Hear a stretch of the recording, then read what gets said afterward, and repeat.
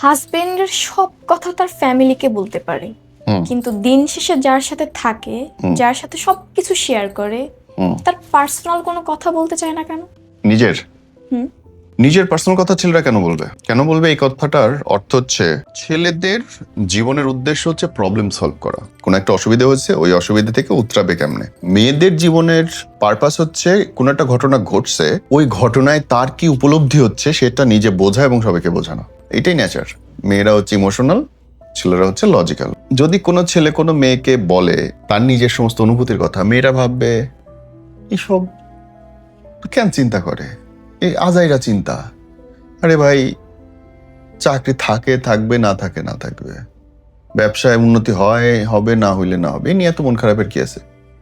তার সে যে সন্ধ্যার সময় ঘর কি বলে সাজবি খাবি বহু থা, ওই যে সিরিয়ালের মধ্যে যে ডায়লগটা দিল, ওই ডায়লগ কত গুরুত্বপূর্ণ আলোচনা করার জন্য ক্যান করলো গোপী বহু। এটা খুব গভীর আলোচনার মধ্যে দিয়ে যেটা তোমরা চিন্তা করে আর কি।